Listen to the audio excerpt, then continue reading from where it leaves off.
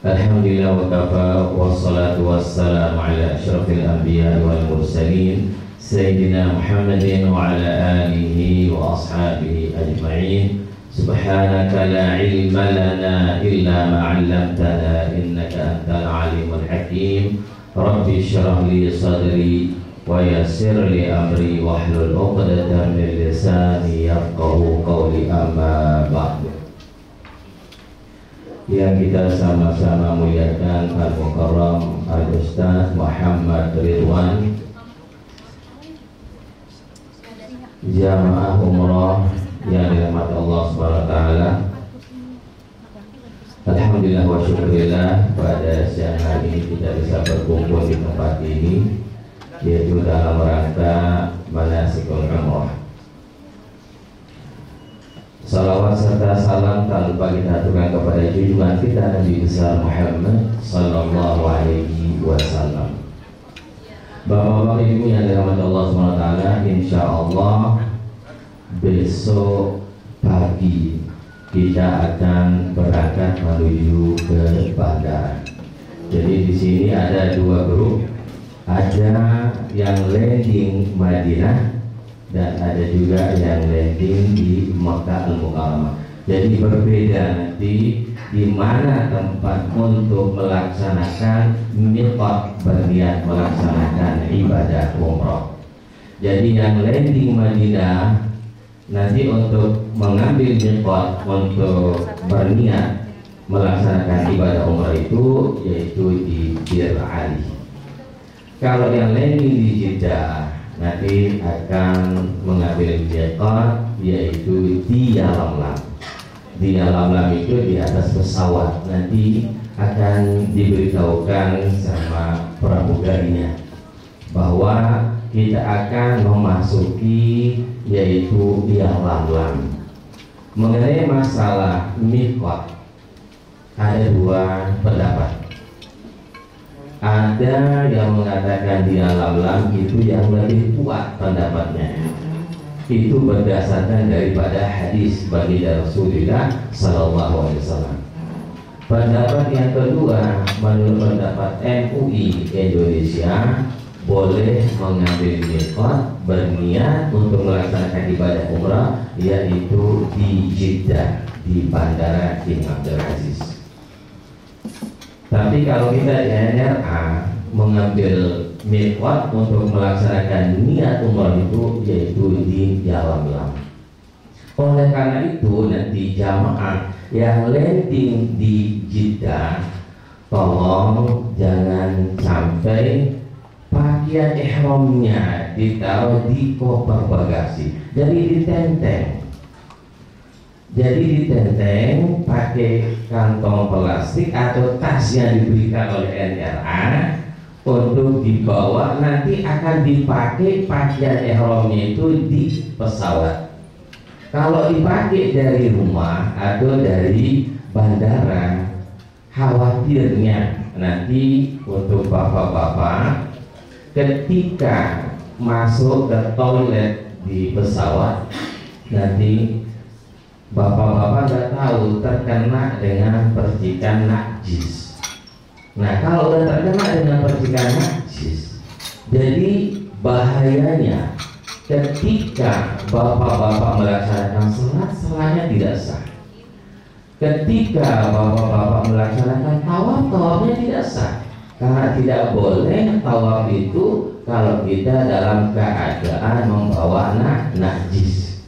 Oleh karena itulah untuk lebih baiknya untuk bapak-bapak memakai pakaian ihram itu nanti di atas pesawat. Insya Allah nanti akan dibimbing oleh beliau Ustaz Haji Ridwan. Yang untuk landing Madinah, insya Allah nanti saya sendirian akan membimbing bapak-bapak ibu.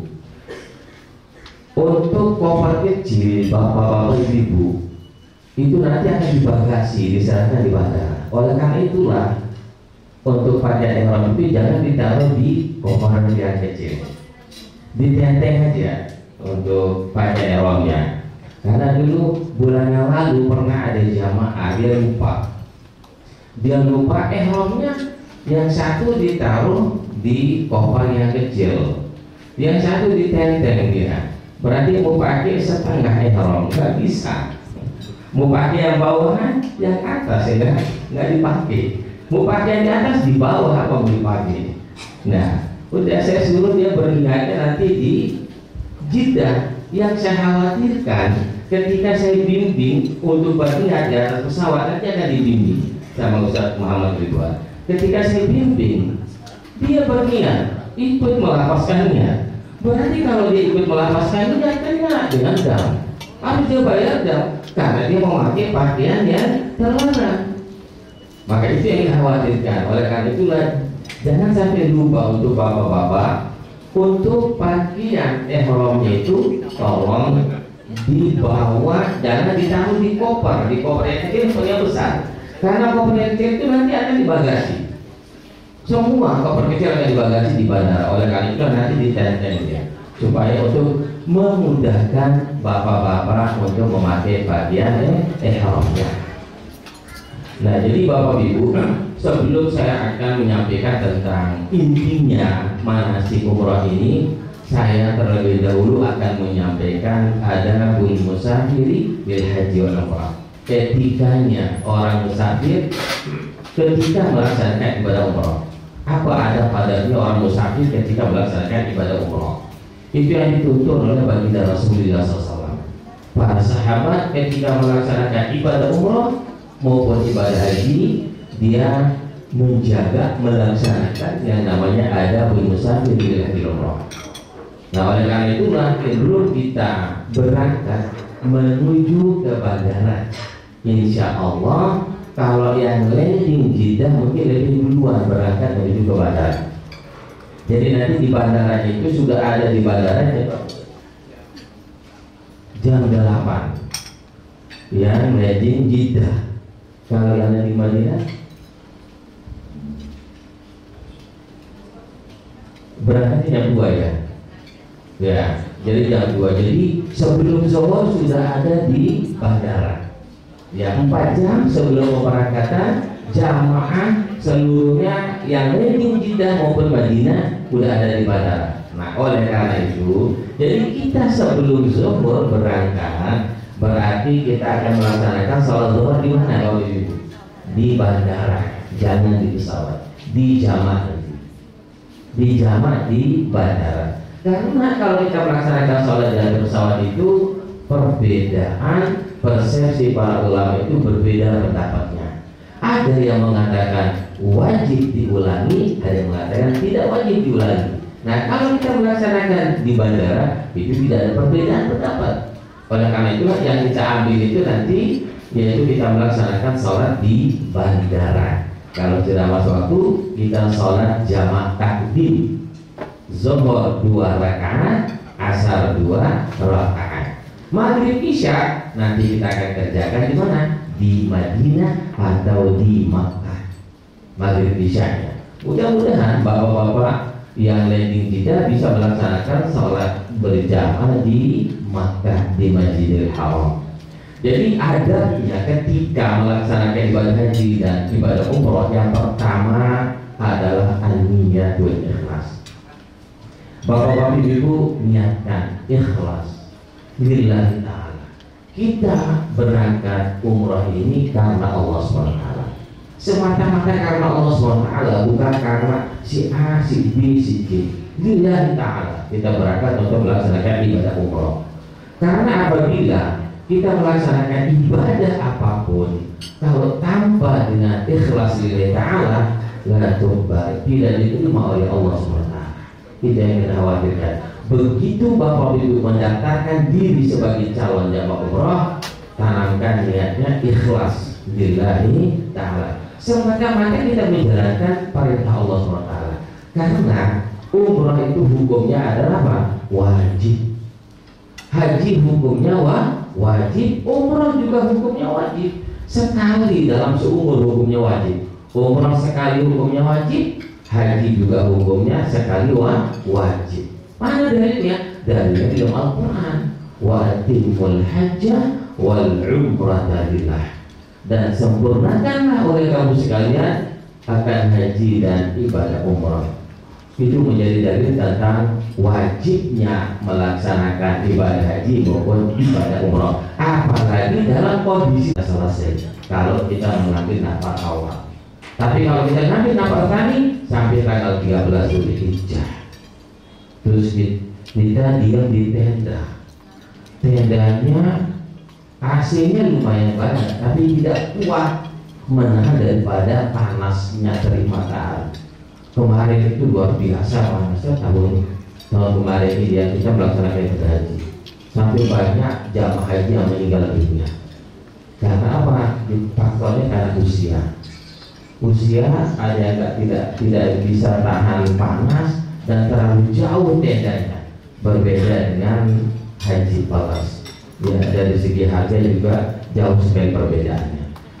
Nah, jadi ini Bapak Ibu, pertama adalah niat. Niat itu disebutkan di dalam Al-Quran tentang segala ibadah, apapun bentuknya ibadah harus kita niatkan ikhlas. Bapak Ibu melaksanakan sholat ikhlas lillahi ta'ala, melaksanakan puasa ikhlas lillahi ta'ala, melaksanakan ibadah umrah dan haji ikhlas lillahi ta'ala. Itulah yang disebutkan dalam Al-Quran, wa ma umiru illa liya'budullaha mukhlishina lahu.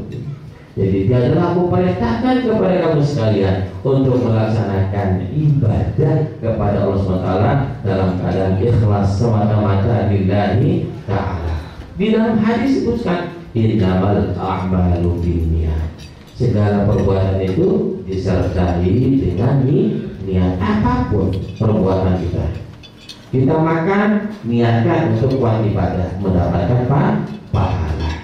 Apalagi nanti Bapak Ibu yang hotelnya di mobil itu makannya subhanallah. Nah itu, tapi niatkan ibadah supaya kuat ibadah di Madinah, supaya jangan sampai kita tinggalkan satu sholat pun, jangan kita sampai tinggalkan, rugi kita Bapak Ibu. Satu sholat kita tinggalkan berjamaah di Madinah, ruginya berapa? 1.000. Karena pahala melaksanakan sholat di Madinah 1.000 sekali berjamaah di Masjid Nabawi. Kalau di Mekah berapa? 100.000. Ini bandingan jauh sekali perbedaannya. 100.000 kita 4 hari di Mekah berapa? Kalau kita tidak tinggalkan satu pun. Tapi insya Allah, karena ini hotel kita yang di Madinah, hotelnya di hotel Mekah, agak dekat, begitu keluar langsung halaman Masjidil Haram. Nah jadi bagaimanapun panasnya, jangan sampai kita tinggalkan. Bila perlu Bapak Ibu jangan sholat di halaman, masuk ke dalam masjid. Nah itu jangan ikutin orang luar. Kebanyakan orang Pakistan, India itu sananya di luar sholatnya, padahal di dalam masjid itu masih kosong.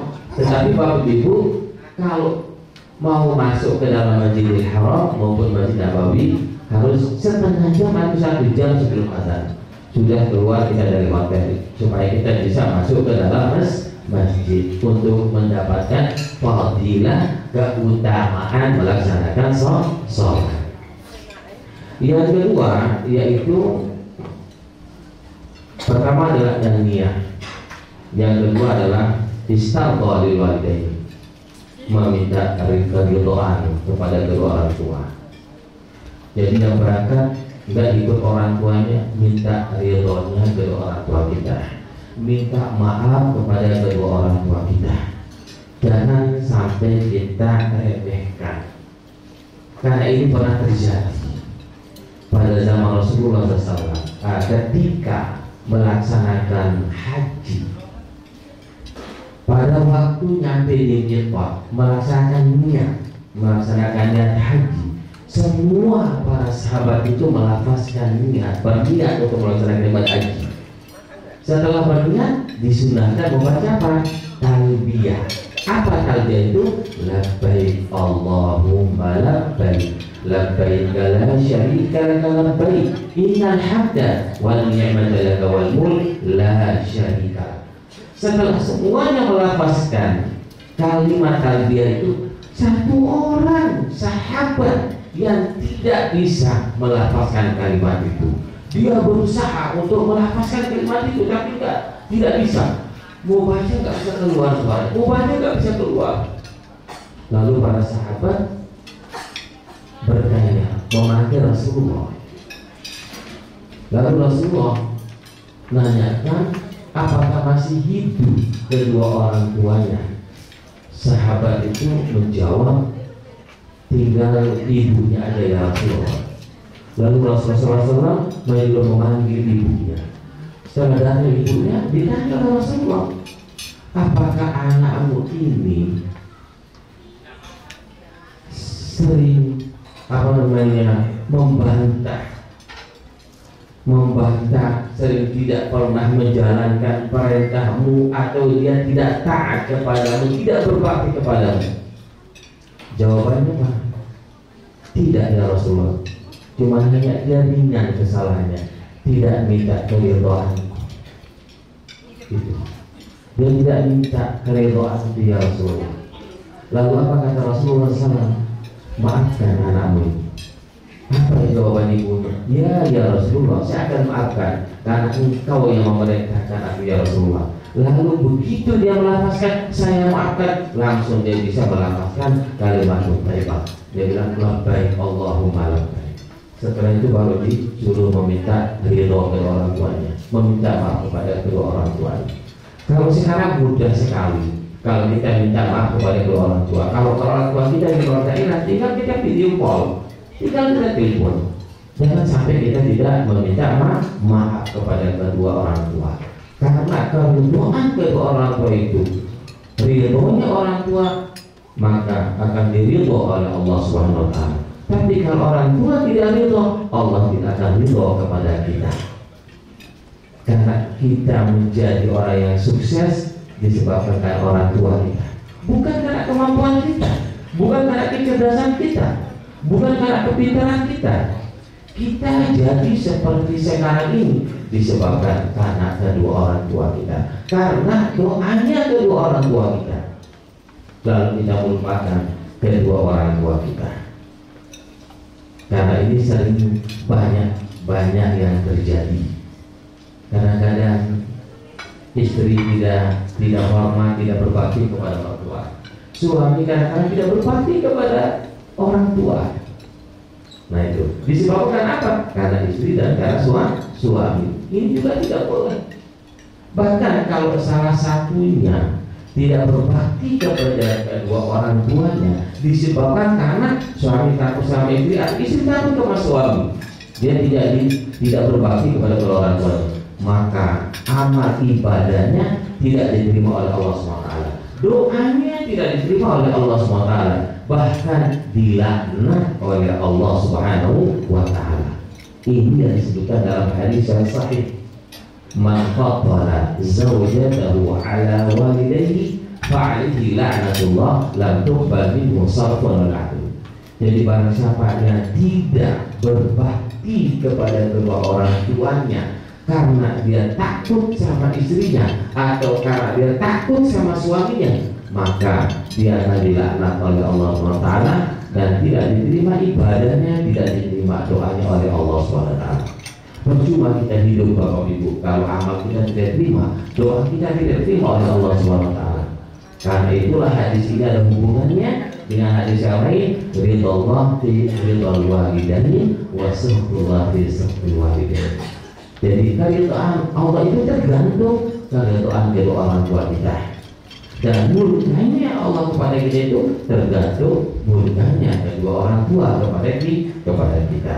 Oleh karena itulah Bapak Ibu, jadi sebelum kita berangkat masih ada kesempatan sehari kita. Kalau memang orang tua kita tidak berangkat ikut sama kita melaksanakan ibadah umrah, kita meminta mohon maaf dan mohon ridhonya kedua orang tua kita. Yang ketiga, al-wasiyah, berwasiat. Kalau kita tidak membawa anak-anak kita panggil anak-anak kita.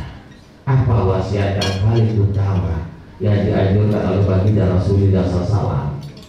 Berwasiat kepada anak kita ketika kita berangkat menuju ke Mekah atau menuju ke Madinah atau melaksanakan ibadah umroh. Jadi kita panggil anak-anak kita berwasiat. Apa wasiatnya? Kita berwasiat kepada anak-anak kita supaya anak-anak kita itu wajib melaksanakan ibadah sholat. Jangan sampai meninggalkan sholat. Itu wasiatnya.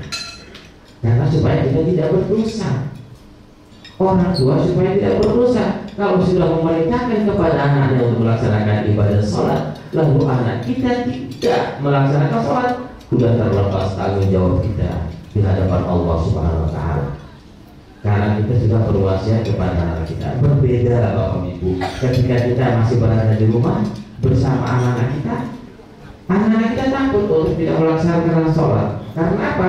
Karena masih ada yang dilihat. Tapi ketika tidak ada ibu bapaknya di rumah, otomatis nanti bisa lari untuk melaksanakan sholat. Oleh karena itulah wasiat yang pertama yang dianjurkan adalah untuk anak-anak kita jangan sampai meninggalkan ibadah sholat. Yang keempat, ada berbesar tidak hanya umrah, yaitu ta'limul haji, manasikil haji wal umrah. Kita belajar manasik haji dan manasik umrah seperti sekarang ini. Jadi sebelum kita berangkat, kita pelajari dulu manasik umrahnya, supaya kita tahu mana rukun umrah, mana wajibnya umrah, mana sunnahnya umrah, dan mana larangan ibadah umrah. Jangan hanya kita ikut-ikutan aja melaksanakan ibadah umrah. Oleh karena itulah NLA itu setiap pemberangkatan melaksanakan ibadah umrah pasti ada pembimbingnya. Karena pembimbing ini nanti akan mengajar bapak-bapak ibu sebelum melaksanakan ibadah umrah. Bahkan nanti ada manasik juga nanti di Madinah.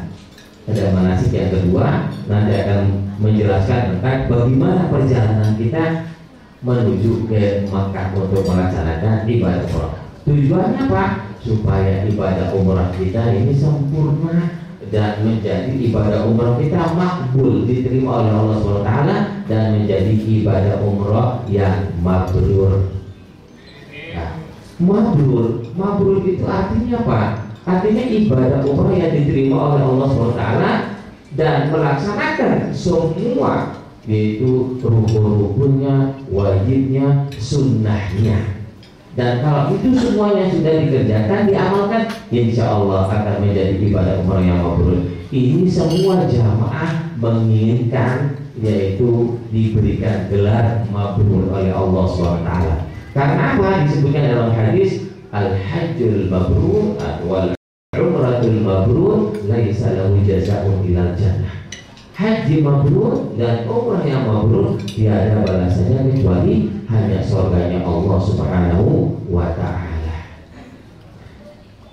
Karena di dalam hadis menyebutkan tentang manasikul umrah ini, khudhu anni manasikakum, pelajarilah oleh kamu sekalian manasik haji dan manasik umrah. Jadi sehari sebelum kita berangkat kita sudah belajar. Oleh karena itulah Bapak Ibu, nanti ketika ada sesi pertanyaan, ada waktunya nanti diberikan pertanyaan, Bapak bertanya tentang ibadah umrah ini. Jangan malu-malu bertanya, susah nanti kalau malu-malu bertanya.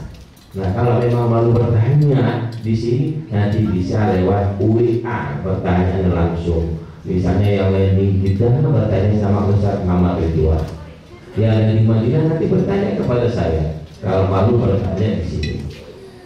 Jadi yang terakhir adalah melaksanakan sholat sunat safar sebelum berangkat. Yang ingat di Wisma ini, sebelum kita keluar dari Wisma, kita sudah rapi memakai pakaian seragam, kita berwudu. Sebelum kita keluar melaksanakan sholat sunat musafir. Sholat sunat safar itu 2 rakaat. Lafaz niat itu usolli sunat safari rakaataini lillahi ta'ala. Nah, coba kita sama-sama melafazkan niat sunat safar. Karena ini jarang dikerjakan, jarang diamalkan. Jadi setiap kita musafir bukan hanya musafir karena umrah atau haji, kita mengerjakan sholat sunat safar. Setiap kita musafir ke luar daerah disunahkan untuk melaksanakan sunat safar. Mari Bapak Ibu ikutin lafaz saya. Bismillahirrahmanirrahim. Usolli sunat safari raka'ataini lillahi ta'ala Nah, niatnya di dalam hati untuk melaksanakan sholat musafir 2 rakaat.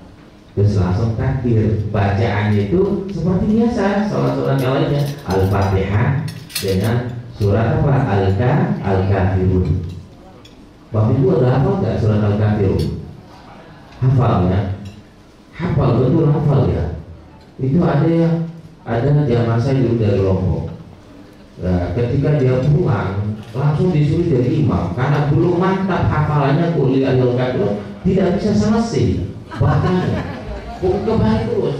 La qul ya ayyuhal kafirun la a'budu ma ta'budun wa la antum 'abiduna ma a'bud la a'budu ma ta'budun. Kembali terus, muter di tempat sampai berapa kali dia baca sudah diganti dengan qul huwallahu ahad. Nah, kalau qul huwallahu ahad itu semua anak kecil aja nggak hafal. Nah, ini harus dihafal, benar-benar dihafal Bapak Ibu. Kuliah Al-Kafirun ini surat Al-Kafirun. Ini pada rakaat pertama. Rakaat yang kedua bacaannya Al-Fatihah dengan qul huwallahu ahad. Kita tahiyat, sama si tahiyat baca doa. Baca doa mohon kepada Allah Subhanahu wa taala supaya kita diberikan kesehatan, keafiatan selama sampai tujuan, sampai kita pulang dalam keadaan sehat walafiat. Nah, baru kita keluar dari rumah menuju ke bandara. Jangan lupa ini sholat sunnah musafir. Nah, umrah menurut bahasa Bapak Ibu adalah az-ziyarah, arti umrah. Apa arti ziarah? Artinya mengunjungi, yaitu Makkah dan Madinah, atau mengunjungi Masjidil Haram dengan Masjid Nabawi, mengunjungi Ka'bah dan menziarahi daripada yaitu makamnya Rasulullah Sallallahu Alaihi Wasallam. Itu menurut bahasa. Sedangkan menurut istilah umrah itu adalah syar'an ziaratul baiti li adai manusukil, yaitu mendatangi, menziarahi rumahnya Allah SWT untuk melaksanakan ibadah muayyan, ibadah yang sudah ditentukan oleh baginda Rasulullah Sallallahu Alaihi Wasallam, yaitu minat tawafi, daripada tawaf, wasa'i baina Safa wal Marwah, tawaf sa'i di antara Safa dan Marwah. Tawaf itu kita mengelilingi Ka'bah berapa kali Bapak Ibu? 7 kali keliling. Itu ada dalilnya di dalam Al-Quran. Apa dalilnya dalam Al-Quran? Waliyatawafu, maka adalah engkau tawaf bil baitil atiq, di rumahnya Allah Subhanahu wa taala. Hendaknya kita melaksanakan tawaf hanya satu tempat kita tawaf. Sekarang banyak ajaran-ajaran yang tidak benar. Dia melaksanakan ibadah haji pada tempat yang tertentu, melaksanakan ibadah umrah di tempat yang tertentu. Itu tidak ada tempat melaksanakan ibadah umrah atau ibadah haji kecuali hanya Makkah dan Madinah.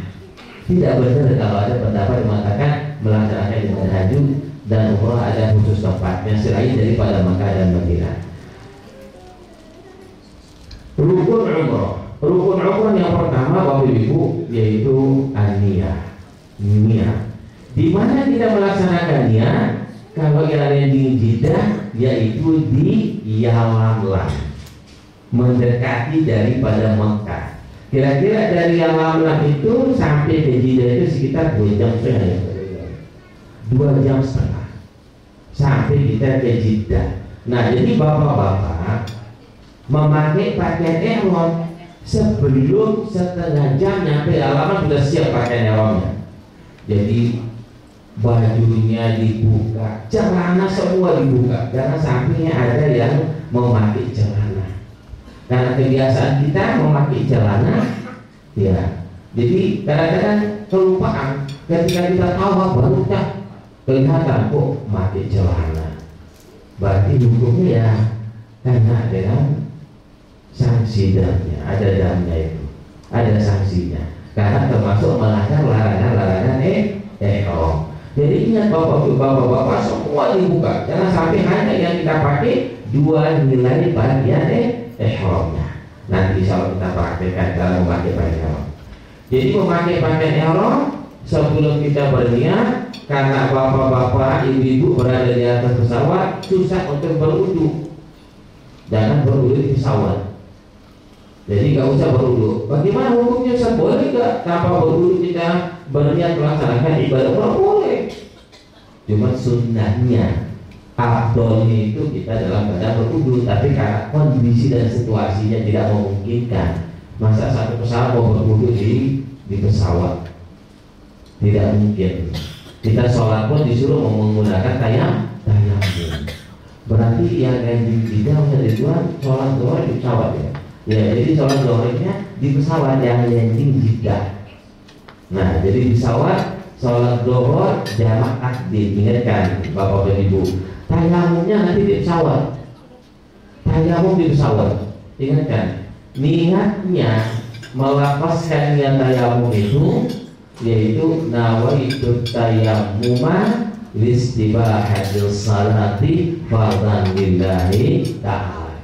Saya berniat untuk melaksanakan tayammum untuk mengharuskan sholat karena Allah Subhanahu wa ta'ala. Jadi yang diusap itu hanya dua anggota, muka dan kedua tangan. Ingatkan, jangan nanti yang diusap itu juga kakinya. Ada itu, saya pernah juga ketemu sama jamaah. Di samping saya dia duduk, dia tayamum itu kayak berwudu. Dia dipegang kursi di depan, dia berkumur-kumur. Nah, masuknya juga, hidungnya juga dipegang, semua kepalanya juga disentuh. Tapi saya gak enak mau negur karena berbeda travel. Nah itu. Jadi tayamum itu yang diusap Bapak Ibu hanya dua, mengusap muka dan kedua tangan. Nah, jadi Bapak Ibu melaksanakan sholat itu zuhur dengan asar. Jadi tayamum itu ada dua pendapat Bapak Ibu. Untuk sholat biasa itu satu sholat fardu satu kali tayamum. Nah, jadi kalau sholat biasa bukan musafir, bukan jamaah, jadi satu tayamum untuk satu sholat fardu. Gak boleh satu tayamum dua sholat fardu. Tapi kalau kita yang musafir di atas pesawat itu, pendapat yang kedua, boleh kita satu tayamum melaksanakan dua sholat. Nah, kenapa diperbolehkan? Karena kita melaksanakan sholat jamaah. Nah, tergantung sekarang Bapak Ibu yakinnya apakah mau melaksanakannya dua tayamum atau satu tayamum, silakan. Tapi kalau adanya ada yang satu kali tayamum dua sholat dikerjakan di atas pesawat, jangan kita tegur, karena itu ada pendapat. Nah, jadi kalau memang gak yakin satu kali tayamum, silakan dua kali tayamum. Tayamum pertama untuk sholat apa? Zuhur. Berapa rakaat sholat zuhurnya? Dua rakaat. Namanya jamak dan qasar. Jamak itu apa artinya? Mengumpulkan dua sholat itu dalam satu waktu. Nah, kalau asar kita tarik ke zuhur, namanya jamak takdim. Kalau yang zuhur kita tarik ke waktu asar, namanya jamak takhir. Tapi yang Bapak Ibu yang dikerjakan besok ini adalah jamak takdim. Begitu masa waktu zuhur, langsung bertayamum, melaksanakan sholat zuhur 2 rakaat, melaksanakan sholat asar 2 rakaat. Ini pun berbeda pendapat para ulama. Kalau menurut Imam Syafi'i, wajib diqodho, wajib diulangi lagi sholatnya. Kalau udah nyampe di Mekah, diulangi lagi sholatnya. Tapi ada mazhab yang lain yang tidak memerintahkan untuk kita mengulangi sholat. Nah itu karena dia memperbolehkan bertayamum di tempat itu. Kalau Imam Syafi'i tidak boleh, karena harus nampak, harus kelihatan debunya. Karena di pesawat itu nggak ada debu, mungkin nggak ada kayaknya. Makanya kita mengambil pendapat ulama yang lain. Nah ini. Kalau memang memungkinkan kita sampai di Jeddah itu asar, sholat lagi ada sholat asar di di jiddahnya, supaya kita keluar daripada perbedaan pendapat ulama. Nah setelah itu udah masuk Yalamlam, mau masuk Yalamlam, disitulah kita berniat. Itu namanya miqat.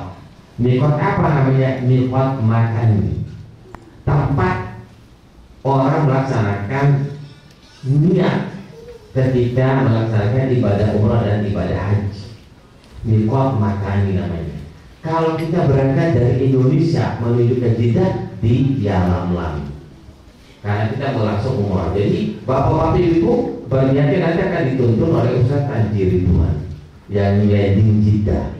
Jadi berniat dari pesawat, apa niatnya melaksanakan ibadah umrah? Yaitu nawaitul umrata wa ahramtu biha lillahi ta'ala. Atau dengan lafaznya kami lagi, labbaik Allahumma umratan. Nah, coba kita sama-sama melafazkan niat umrah. Bismillahirrahmanirrahim. Nawaitul umrata wa ahramtu biha lillahi ta'ala. Atau dengan lafaznya yang lain, labbaik Allahumma umratan lillahi ta'ala. Nah, setelah melafazkan niat, larangan-larangan itu sudah mulai berlaku. Ingat Bapak Ibu. Jadi larangan-larangan itu apa? Larangan-larangan itu salah satunya adalah tidak boleh memakai wangi-wangian. Ibu-ibu tidak boleh memakai cadar. Jangan memakai masker juga, kecuali boleh kita memakai masker karena uzur, karena sakit. Nah, kan itu termasuk larangan. Tidak boleh menutupi wajah kita. Bagi bapak-bapak nggak boleh memakai sepatu yang menutupi kedua mata kaki. Oleh karena itu bapak-bapak ketika besok berangkat menuju ke Jeddah dan Jeddah, pakai sandal, jangan pakai sepatu. Jangan ribet nanti, mana bawa sandal, bawa sepatu lagi, dibuka nanti sepatu. Lebih baik pakai sandal aja. Jadi tidak boleh memakai sepatu yang menutupi kedua mata kakinya. Karena itu termasuk bagi bapak-bapak adalah larangan-larangan ihram. Nah itu, nggak boleh memakai sabun nanti bapak-bapak ibu ketika nyampe ke hotel Mekah. Karena diberikan makan nasi bok. Nah di sini banyak yang lupa, kadang-kadang banyak yang nggak ingat. Ketika kita landing di Jeddah, sudah kita naik bus, dikasih nasi bok. Di situ ada tisu basah. Tisu basah itu kan ada wangi-wanginya. Nah, setelah makan jangan dipakai karena kita masih dalam keadaan ihram. Kalau dipakai berarti sudah melanggar larangan ihram. Berarti ada sanksinya nanti. Nah, oleh karena itulah Bapak Ibu, ketika Bapak Ibu melanggar larangan-larangan ihram, jangan malu-malu bertanya sama ustadznya. Langsung tanyakan sama ustadznya. Jangan malu Bapak Ibu. Ini masalah hukum. Daripada tidak sah umrah kita, daripada umrah kita tidak diterima oleh Allah SWT, lebih baik kita jujur ngasih tahu ustadznya. Mohon maaf ustadz, tadi saya memakai tisu basah yang ada wanginya. Nah, nanti akan disuruh untuk mengeluarkan sanksinya, fidyahnya. Ada fidyahnya itu nanti. Disuruh mengeluarkan fidyahnya sama ustadznya. Nanti diberikan kepada ahli Makkah, orang-orang miskin yang tinggal di kota Makkah. Nah, itu. Kalau tidak mau mengeluarkan, jangan melanggar larangannya.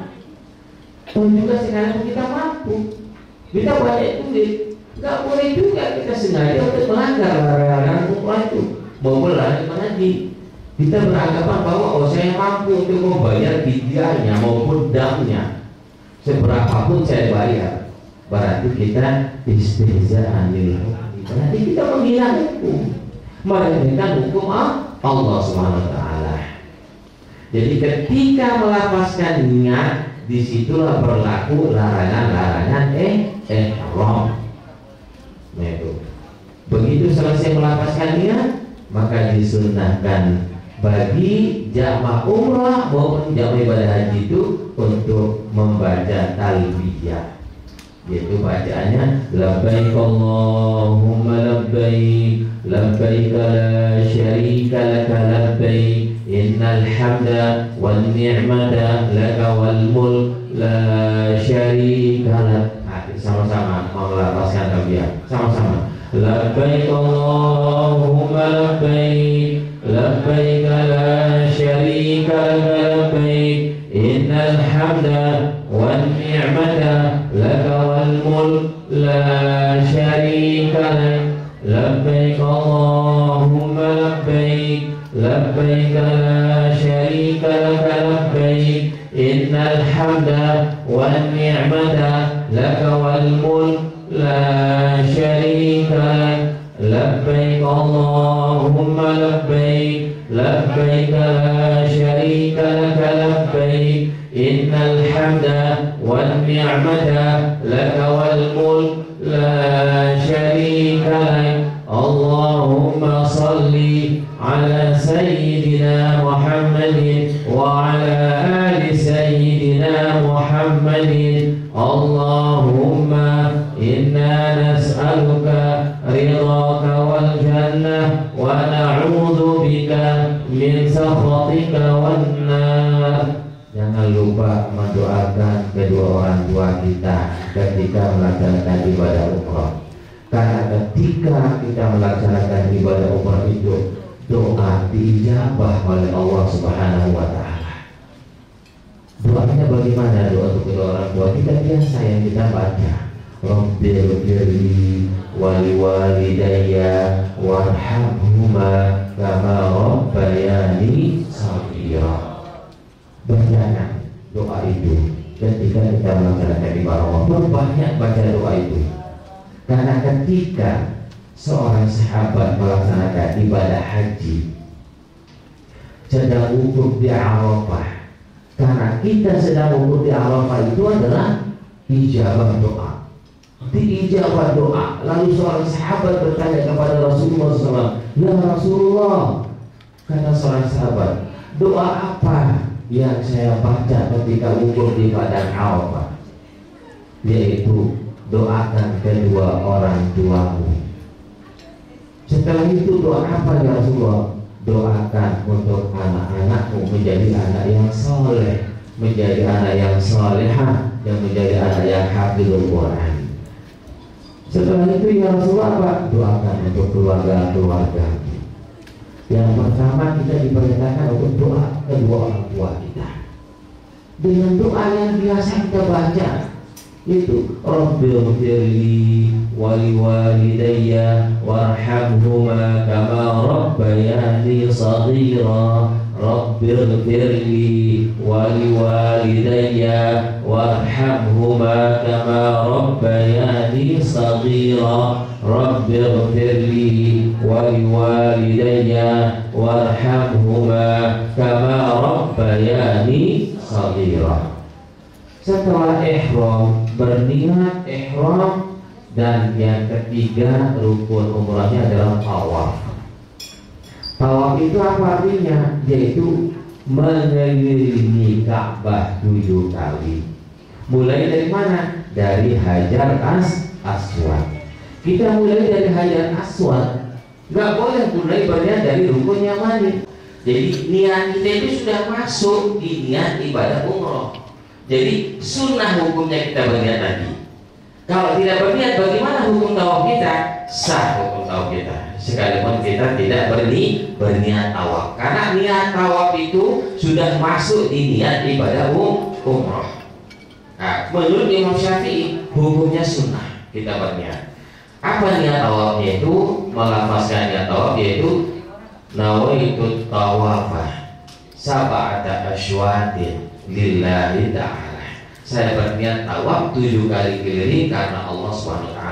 Ketika kita berada di posisi ini, yaitu ada di sini ada lampu hijau, harus kita pas ya. Ada lampu hijau, baru kita istilam, melafazkan kalimat Bismillahirrahmanirrahim, Allahu Akbar, Allahu Akbar, Allahu Akbar. Terus kita kecup kedua telapak tangan kita, atau nggak bisa kita mengangkat kedua, cukup satu tangan yang kanan aja. Tapi jangan terlalu besar suaranya Bapak Ibu. Kadang-kadang ada sebagian jamaah. Nah itu, jadi dengar sama. Jadi disunahkan cukup kita mendengarkan. Cukup. Ini untuk apa? Badalan takbiran hajar aswad, mengganti daripada mencium hajar aswad. Karena kita tidak mampu untuk mencium hajar aswad. Jangan memaksakan diri. Kadang-kadang ada jamaah, sebagian jamaah dia ngajak ustadznya, maksa ustadz antar saya untuk mencium hajar aswad. Mungkin dia lihat dari sebagian ustadznya, mungkin dia bilang harus mencium hajar aswad. Padahal mencium hajar aswad itu adalah hukumnya sunnah. Ketika haji ada jamaah minta diantar, ustadz saya kepingin mencium hajar aswad katanya. Oh boleh, saya bilang. Kapan waktunya sepi? Dan nanya sama saya, ada waktunya sepi. Mau mencium 1000 kali bisa, saya bilang. Kapan Ustaz? Ketika kita ukur di Arafah, saya bilang. Ketika kita ukur di Arafah, nggak dapat kita haji, ya mau haji atau mau cium hajar aswad, saya bilang. Katanya kapan kita dapat cium hajar aswad? Waktu sepinya ketika ukur di Arafah. Sepi kalau ketika ukur di Arafah bisa dihitung orang tawaf. Hanya 10 orang dan 15 atau 20 orang yang tawaf. Kalau itu sepuasa mau 1000 kali pun cuma dirasa boleh bisa. Tapi kita nggak dapat hukum Ustaz. Ya udah, mau pilih yang cuma dirasa itu dapat hukum, saya bilang. Ya hukumlah, saya bilang. Kalau niat kita untuk haji. Nah oleh karena itulah saya bilang, mencium hajar aswad ini hukumnya sunnah, bukan hukumnya wajib. Tapi sunnahnya juga bagi yang mampu. Nggak boleh kita maksa sampai orang jatuh, kita pukul orang, menyiksa orang, nggak boleh. Berdosa hukumnya, tidak termasuk hukumnya sunnah.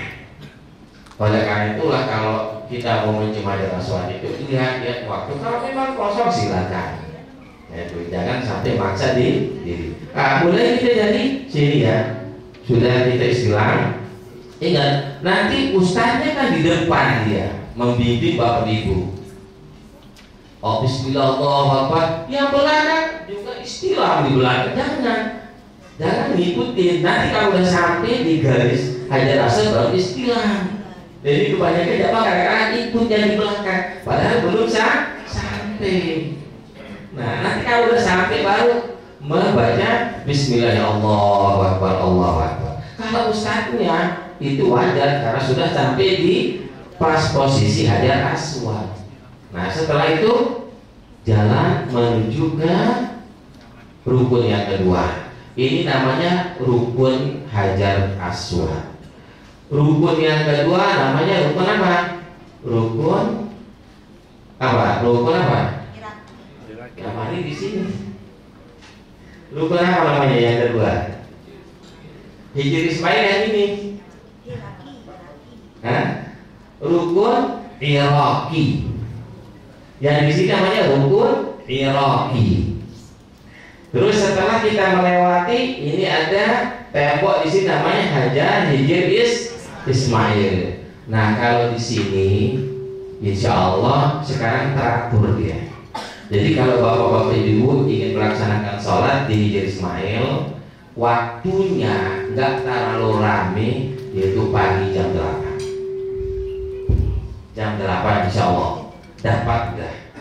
Nanti lihat waktunya jam 8 karena apa? Kalau habis subuh orang semua tawaf sunnah, ramai padat.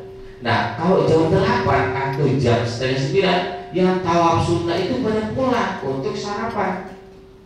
Nah di sini agak lumayan, agak terlalu ramai.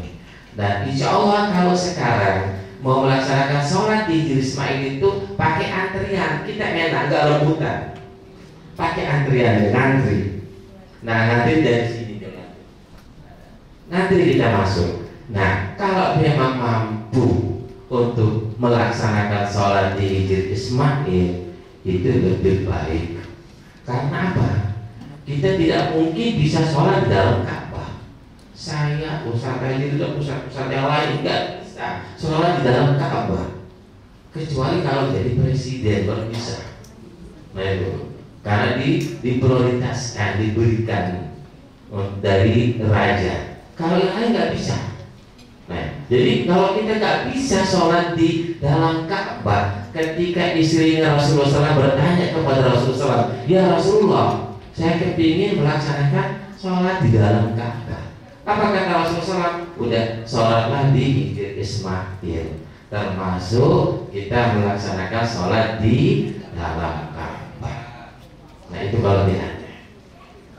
Kalau yang nggak pernah umroh sama sekali, atau yang sering umroh tidak pernah melaksanakan sholat di Hijr Ismail, rugi lah, rugi sekali. Diusahakan supaya bisa sholat sunnah di dalam Hijr Ismail. Kembali lagi, dulu waktu haji kemarin nggak ada, bebas orang masuk, pakaian bebas, boleh masuk. Setelah itu baru aturan kemarin waktu umrah pertama saya itu harus memakai pakaian ihram. Nah, diusahakan kalau mau sholat berjamaah, yaitu di halaman Ka'bah, di sini sholatnya. Karena apabila keutamaan itu diturunkan ke Ka'bah itu rahmat oleh Allah SWT sejumlah 120 rahmat. 120 rahmat diturunkan oleh Allah SWT di rumahnya Allah SWT di Ka'bah ini. 120 rahmat itu dibagi 3. 60 rahmat bagi orang melaksanakan tawaf, dikasih 60 rahmat. 40 rahmat diberikan kepada orang yang sholat di dekat Ka'bah. 20 rahmat diberikan kepada orang yang melihat Ka'bah. Tuh. Kalau kita sholat di sini kan lengkap udah. Sekarang kita tawaf sunnah, berarti kita mendapatkan 120 rahmatnya Allah SWT. Terus kita melewati, kadang-kadang kalau orang lewat sini, ini namanya apa? Maqam Ibrahim. Nah ini kadang-kadang orang luar selain Indonesia dikiu-kiu ini temboknya, kacanya dipegang-pegang, padahal tidak ada kelebihan dan keutamaan. Kalau sekedar melihat nggak apa-apa, lihat aja. Yang mana yang disebut, yang dimaksud dengan Maqam Ibrahim. Setelah Maqam Ibrahim di belakangnya jarak beberapa meter, di sini namanya Bi'ru Zamzam, sumbernya air Zamzam. Ya kalau saya pernah menimba juga, nimba di sumber Zamzam waktu tahun 80-an. Karena saya dulu tinggal di bawah sama ayah dulu di Mekah itu waktu umur 4 tahun. Saya tinggal di Mekah. Jadinya waktu itu enak, kita langsung bisa nimba, langsung bisa mandi. Nah setelah tahun 90-an baru ditutup sedikit, nggak boleh ditimba, tapi dialirkan airnya. Masih boleh kita mandi pakai keran, mandi pakai air Zamzam di bawah ini. Di sini ada tangga turun ke bawah. Sekarang udah ditutup, nggak bisa kita melihatnya. Alhamdulillah saya bisa pernah langsung nimba langsung di sumurnya. Itu tidak pernah habis. Padahal jutaan orang yang minum air Zamzam. Itu namanya mukjizatnya Nabi siapa? Nabi Ismail ya. Nabi Ismail alaihi salam, itu mukjizatnya. Jadi nggak bisa habis, ngalir terus. Semakin diambil semakin banyak yang keluar airnya. Itu kelebihan daripada air Zamzam. Setelah itu langsung menuju melewati daripada rukun Iraqi. Setelah rukun yang ketiga namanya rukun apa? Rukun Syami. Rukun Syami yang ketiga. Yang keempat rukun Yamani. Nah Bapak Ibu lihat orang banyak mencium rukun ini Yamani. Dikirain mungkin sunnah. Ada jamaah cerita sama jamaah, aduh saya Udah berapa kali saya cium Hajar Aswad katanya. Setiap saya tawaf sunnah saya cium terus Hajar Aswad. Setiap putaran pertama saya cium, kedua saya cium Hajar Aswad. Alhamdulillah diberikan jalan oleh Allah. Karena memang karena dia tidak rapi ini, diberikan jalan. Lalu ditanya dia, yang mana yang dicium? Itu dia bilang, bukannya Hajar Aswad. Itu rukunnya mari kan banyak yang cium. Hati-hati Bapak Ibu. Jadi gak usah ikut-ikutan. Makanya harus banyak bertanya sama ustaz-ustaznya. Nah, rukun yamani ini digunakan membaca doa oleh baginda Rasulullah SAW, yaitu Rabbana atina fid dunya hasanah wa fil akhirati hasanah wa qina adzabannar wa adkhilnal jannata ma'al abrar ya aziz ya ghafar ya rabbal alamin. Masih misalnya kita posisi di sini belum sampai Hajar Aswad, niatkan apa hajatnya Bapak Ibu, insya Allah akan dikabul oleh Allah SWT. Ketika selesai baca Rabbana atina fid dunya hasanah wa fil akhirati hasanah wa qina adzabannar, belum kita sampai Hajar Aswad, niatkan hajatnya, doa sendiri. Karena ketika seorang sahabat, ada 3 orang sahabat, dia seorang sahabat yang 3 orang ini ada hajatnya ingin menjadi pemimpin, yaitu di negeri Syam. Begitu dia tawaf berada di rukun yamani, baca Rabbana atina sampai selesai, lalu dia niatkan hajatnya dikabul oleh Allah SWT. Dan tapi hajat yang baik diniatkan, dengan hajat yang tidak baik. Ingatkan Bapak Ibu, diniatkan hajatnya ketika berada di rukun yamani. Terus putaran yang kedua, istilah lagi Bismillah Allahu Akbar, Allahu Akbar, Allahu Akbar, berjalan, baca doa, nanti akan dibimbing oleh ustaznya, ada doa. Tapi tidak ada ketentuan doa yang khusus dari Nabi pada putaran pertama, kedua, ketiga. Makanya kita berbeda-beda doa kita dengan negara-negara yang lain ketika berada di sini. Tapi ketika kita berada di rukun yamani, seluruh negara itu satu doanya, Rabbana atina fid dunya hasanah. Orang Timur Tengah baca Rabbana atina. Orang manapun baca Rabbana atina. Apalagi Indonesia, kedengaran semuanya seluruhnya baca Rabbana atina. Karena apa? Karena disunahkan oleh baginda Rasulullah SAW. Hanya di tempat ini disunahkan ketika berada di rukun yamani sampai Hajar Aswad. Setelah sampai 7 kali putaran, ingat Bapak Ibu, harus dilewati ini garis daripada Hajar Aswad. Kadang-kadang ada yang tidak lewat, keluar dari sini. Nah ini, ingat ini. Kalau keluar dari sini, berarti belum sempurna 7 kali putaran. Berarti masih kurang. Kalau kurang, terus dia sa'i tahalul, tetap hukumnya berdosa salah, bahkan kena dengan kifardah. Itu karena belum selesai tawafnya. Syaratnya boleh kita sa'i kalau tawaf kita sudah selesai sempurna. Kalau masih ada kurang, tidak boleh kita sa'i, tidak sah sa'inya. Selesaikan dulu tawaf kita, sempurnakan tawaf kita, baru kita boleh sa'i. Nah kalau sudah 7 kali putaran, kita lewati dulu lampu hijau, baru kita menuju ke tempat kita sholat sunnah. Jika kita melaksanakan sholat di salah satu sisikan mesti kita itu usalli sunnata tawafi raka'ataini lillahi ta'ala. Rakaat pertama baca Al-Fatihah dan baca Qul ya ayyuhal kafirun.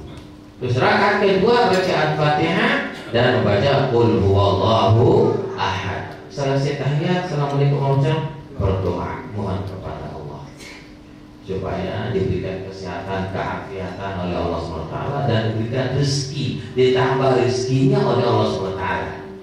Nah itu biaya umrah berapa Bapak Ibu? Ada 30-an? Ya, 36 misal biaya umrah. Kalau kita berdoa di depan Ka'bah, di tempat mustajabah, mungkin diganti lebih daripada 36. Insya Allah harus yakin Bapak Ibu. Iya, harus yakin, wajib yakin. Nah, setelah kita sholat sunnah, berdoa, terus kita menuju ke tempat sa'i. Kita akan cari yaitu sofanya dulu.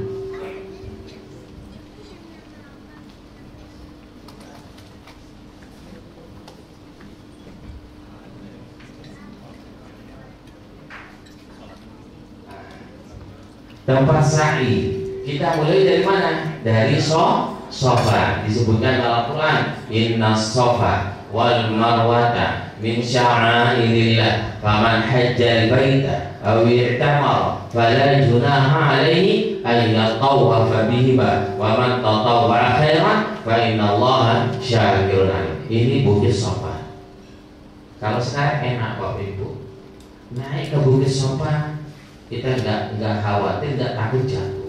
Kalau dulu kita nggak berani naik, karena bukitnya benar-benar bukit, bukan pakai marmer. Kalau sekarang udah dipakai marmer. Kalau dulu kita naik ke bukitnya. Kalau dulu naik ke bukitnya, kalau dulu lumayan tinggi dulu bukitnya kalau waktu tahun 80-an.